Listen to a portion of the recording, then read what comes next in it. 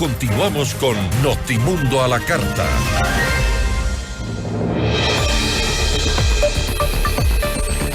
El gobierno nacional mantiene las mesas de diálogo con el sector del transporte, no obstante, dentro del sector existe división. La demanda es algunos temas relacionados principalmente con la seguridad en las carreteras. La entrevista a la carta, en diálogo directo con los protagonistas de los hechos. Y para este diálogo nos acompaña Napoleón Cabrera, presidente de la FENACOTRALI, para hablar acerca de las mesas de diálogo con el gobierno. Se comienza a dividir el gremio del transporte. La FENACOTIP ha anunciado que sale de estas mesas de diálogo. No están contentos, no sienten que haya respuesta por parte del gobierno. No obstante, desde otros sectores se mantienen. Napoleón, gracias por estar con nosotros. Bienvenido. Muchísimas gracias, muy buenas tardes. Gracias por la invitación, como siempre, para responder a las expectativas que genera el accionar de la transportación en estas mesas de diálogo del gobierno ecuatoriano. ¿Productivas o estériles? Bueno, desde el comienzo, cuando mantuvimos la primera reunión oficial con el ministro de Gobierno y Transporte, nosotros habíamos dicho que estas mesas de diálogo deben tener una hoja de ruta para que no nos vuelva a pasar la experiencia pasada en el gobierno de Lasso, donde estuvimos 6 meses sentados en mesas y las medidas compensatorias que ofreció el gobierno nunca se dieron. Hoy se trazó una hoja de ruta, tenemos 3 semanas ya con esta de mesas de diálogo. ¿Qué incluye esta hoja de ruta? La hoja de ruta incluye los temas y los tiempos. La mesa número 1, que era la normativa legal, aprobó 2 resoluciones importantes: la ampliación del cuadro de vida útil de 15 a 17 años para los vehículos livianos y de 20 a 22 años para los buses intercantonales, interprovinciales, urbanos, etcétera.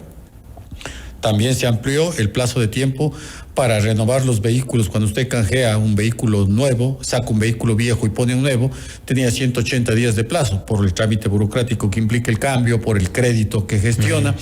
A veces resultaba corto ese tiempo y el compañero perdía el cupo. Se amplió a 360 días.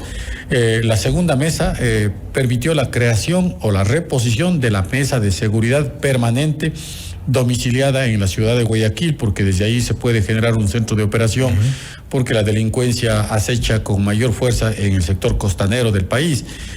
Ayer se llevó a cabo ya la segunda mesa técnica y la tercera mesa, que es la mesa de créditos que nosotros habíamos sugerido, la creación de un proyecto de crédito productivo exclusivamente para el transporte. La semana anterior, que compareció un delegado de Ban Ecuador, únicamente nos vino a relatar que había un crédito del que se podía aprovechar el transporte, crédito al que es imposible acceder. Nosotros estamos pidiendo la creación de un crédito que sea manejable para el transporte. En cuanto a la tasa de interés, y en eso se comprometió el gobierno, y en efecto el lunes hubo ya una reunión del gerente de Ban Ecuador, CFN, y hoy que acabamos de mantener una reunión en el Ministerio de Transportes, se nos ha dicho que mañana ya nos entregan la propuesta sobre este plan de crédito productivo. Pero lo urgente y lo que más alarma y lo que ha llevado incluso a la advertencia de medidas de presión y medidas más radicales en algunos casos es el tema de la seguridad, la falta de seguridad en las carreteras, y esto es una de las demandas sobre las cuales no están contentos dentro de la FENACOTIP, razón por la cual han decidido abrirse de estas mesas de diálogo. Pero ¿cuál es la oferta del gobierno? ¿Cuál es la hoja de ruta en el caso de la mesa de seguridad? No hay seguridad en las carreteras. No había la seguridad en las carreteras, ni podemos decir que exista 100% la presencia de las fuerzas de control, policía y ejército en las carreteras. 2 semanas antes de que FENACOTIP tome esta resolución, FENACOTIP es parte de la confederación, somos 8 federaciones, FENACOTIP es una, en las 7 federaciones nos seguimos manteniendo en las mesas, porque nosotros mismos habíamos solicitado la reinstalación de las mesas de seguridad permanentes en la ciudad de Guayaquil. Esta mesa empezó a operar la semana anterior, y una de las primeras exigencias que como confederación le formulamos al gobierno nacional es la presencia de la policía y del ejército en los principales ejes ejes viales, sobre todo en los puntos críticos que ellos conocen que se está asaltando con mayor frecuencia.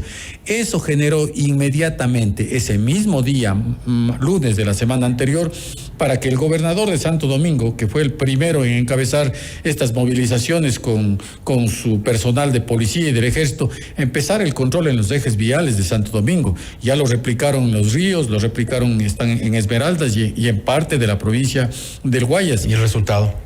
Los resultados se nos entregó esta semana, el subsecretario de Gobernabilidad, Luis Ávila, nos entregó los resultados. Se han realizado 500 operativos entre policía y el ejército, cantidad de vehículos detenidos, armas que han sido confiscadas, personas detenidas también portando armas. Todo ese informe se nos entregó y se creó un chat con todas las autoridades del Ministerio del Interior, de Gobierno, Policía, Ejército y transportistas para intercambiar información, porque nosotros estando en el territorio podemos proveer información de primera mano y al mismo tiempo ellos enviarnos cuáles los resultados de las gestiones y de los controles que vienen realizando en las carreteras, así como también los asaltos. Por ejemplo, anoche se volvió a dar un asalto a un camión en el bypass de Quevedo, mientras el Ejército y la Policía regresaban en la vía contraria. Entonces, esto permite un intercambio de información. No podemos decir que en este momento haya una garantía en todos los ejes viales, pero al menos hemos generado la presencia de la policía y del ejército en los puntos más críticos y el objetivo es de que los gobernadores de todas las provincias, incluidos los alcaldes que fueron beneficiarios del voto popular, encabecen esta lucha contra la delincuencia, porque si todos los ecuatorianos no nos ponemos la camiseta para luchar contra este fenómeno que afecta todo el aspecto productivo del país, la lucha es bastante complicada. Pero y compleja. ¿cuál es una de las principales dificultades de la fuerza pública respecto a su presencia en las carreteras y en algunos operativos? Porque ustedes mencionaban también, llegan sin gasolina, sin materiales, y ese tipo de cosas tienen que, en algunos casos, incluso ustedes asumir. Bueno, nosotros uno de los primeros reclamos que formulamos en las mesas de técnicas de seguridad en la ciudad de Guayaquil la semana anterior ha sido transmitir una vivencia que tiene el sector de la transportación. En varias ciudades, en cantones medianos, pequeños, la policía nos ha comentado que no tienen para combustible, que no tienen para llantas, y muchas veces las organizaciones de transporte han asumido esa responsabilidad de proveerlos. Consecuentemente, si no hay llantas, no hay gasolina, no hay mesa de diálogo posible. Le hemos indicado al gobierno que es necesario, que el gobierno nos ofreció que a través de un cobro adicional del 3% del IVA, ese dinero iba a servir para combatir a la delincuencia. ¿Dónde están esos recursos económicos? A más de eso, se demostró que hay un excedente del SPA, que de acuerdo a la norma, eso debe ser invertido en seguridad vial. Esos dineros que llegan, ese excedente llega casi a $100 millones, debería utilizarse para implementar de mejor forma a la Policía Nacional. Yo sé que están haciendo esfuerzos, pero los esfuerzos o de buena voluntad nadie vive. Nosotros como ciudadanos ecuatorianos demandamos del gobierno que nos dé la seguridad que la Constitución garantiza, la tranquilidad y la paz para todos los sectores sociales, no solo para transportistas, porque en las vías nacionales no circulan en la noche solamente transportistas, también lo hacen personas particulares que son víctimas de asalto. Tantos y cuantos de ellos no son denunciados por temor a represalias, por temor al trámite burocrático que implica y el gasto que demanda. Hemos sido nosotros los que, siendo víctimas de manera reiterada estas últimas semanas de cruentos asaltos a nuestras unidades, los que hemos puesto la voz en alto y a la cabeza Fenacotí, porque fueron sus buses de transporte interprovincial los que fueron asaltados a mansalva, ¿no? Entonces, esto obviamente fue lo que generó la reacción de esta organización respetable. Que advierte declarar con medidas más radicales y habrá una asociación. Bueno, sí, le escuché a Abel, que es parte de la Confederación, dicho sea de paso, hemos estado trabajando de manera organizada, pero claro, es el malestar que ellos sienten porque en la noche, a más de que se redujo ya el porcentaje de usuarios de un 60%, tienen que cubrir obligatoriamente una ruta y frecuencia, y eso a veces no es negocio porque están trabajando medidas más radicales o medidas de presión. Bueno, nosotros siempre hemos dicho, le apostamos al diálogo, pero jamás renunciamos a nuestro derecho constitucional de resistencia si el gobierno nacional no cumple con los acuerdos que se están trazando en la mesa y si el gobierno no cumple con las promesas que ha realizado para mejorar el tema de seguridad en las carreteras. Y esa es una de las opciones entonces. Así es.